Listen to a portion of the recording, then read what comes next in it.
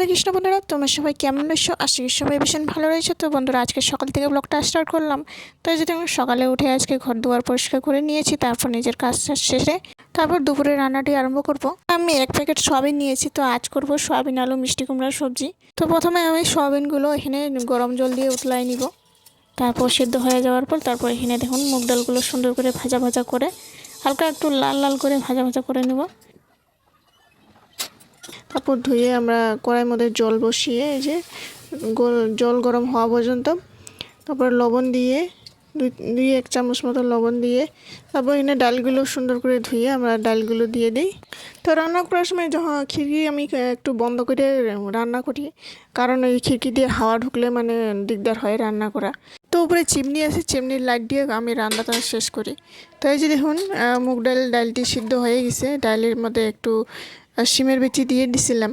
তারপর এই যে সম্বার দিব এখন এখানে একটু আদা কুচি দিয়েছি, পাঁচফোড়ন দিয়েছি, হলুদগুলো দিয়ে সুন্দর করে ভাজাভাজি করে তারপরে এই যে একটু গাজর কুচি দিয়েছি সুন্দর করে দিয়ে এই যে ডালগুলো দিয়ে সম্বার দিলাম। তারপরে এই যে দেখুন সয়াবিন একটু ভিজে রেখেছিলাম, এই যে হলুদ একটু লবণ দিয়ে সুন্দর করে একটু তেলের মধ্যে ভাজা ভাজা করে নেব লাল লাল পর্যন্ত। তারপরে যে দেখুন একটু এই যে তিতা করলা খুব ভালো লাগে খেতে। সুগার পেশেন্টগুলো এগুলোই বেশি খেতে হয়, স্বাস্থ্যের জন্য খুব ভালো হয় খেতে। তো এই যে দেখুন সুন্দর করে মুচমুচে লাল লাল করে ভেজে নিয়ে নিলাম। তারপর এই যে মিষ্টি কুমড়া আলু আর একটু আদা কুচি নিয়েছি, তারপর এদিকে টমেটোর কুচি কেটে রেখেছি। সুন্দর করে তেলের মধ্যে পাঁচফোড়ন দিয়ে আমরা সবগুলো সবজিগুলো ভাজা ভাজা করে নিব। তারপর একটু জিরা গুঁড়ো দিয়ে সুন্দর করে নাড়াচাড়া করে তারপরে এই যে একটু শিমের বিচি ছিল, শিমের বিচি দিয়ে দিই।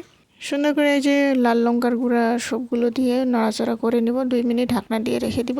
তো 2-3 মিনিট ঢাকনা দেওয়ার পর এই যে দেখুন সবজিগুলো সুন্দর করে নাড়াচাড়া করার পর আদা সিদ্ধ হয়ে যাওয়ার পর তারপরে যে সয়াবিনগুলো দিয়ে দিই। সয়াবিনগুলো দিয়ে সুন্দর করে নাড়াচাড়া করে তো একটু পর হলুদ লবণ দিয়ে সুন্দর করে 2-3 মিনিট ঢাকনা দিয়ে আমরা সেদ্ধ করে নেব। তারপর এই যে দেখুন গ্যাস পরিষ্কার করে নিই। তারপরে যে সবজিটি হয়ে যায় আমি সুন্দর করে তারপর ধনিয়া পাতা দিয়ে সুন্দর করে নাড়াচাড়া করে তারপর সবজিটি নামাই নেব। তো এই যে দেখুন আজকের রেসিপি এইগুলাই বানাইলাম, চটপট করে 2-3টা করে বানাইলাম রেসিপি। তো তারপর এই যে বাচ্চাটা একটু পরিষ্কার করে দিই।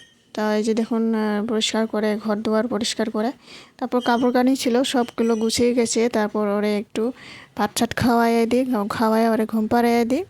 তো বন্ধুরা, আজকের ব্লগটি আমার কেমন লেগেছে, আজকের রেসিপি কেমন লেগেছে, এইভাবে যদি সিম্পল যদি রেসিপি যদি দেখতে হলে তাহলে আমার চ্যানেলটি অবশ্যই লাইক সাবস্ক্রাইব করে দিয়ে যাবেন। আশা করি নেক্সট ভিডিও দেখাবো। আজকের জন্য টাটা।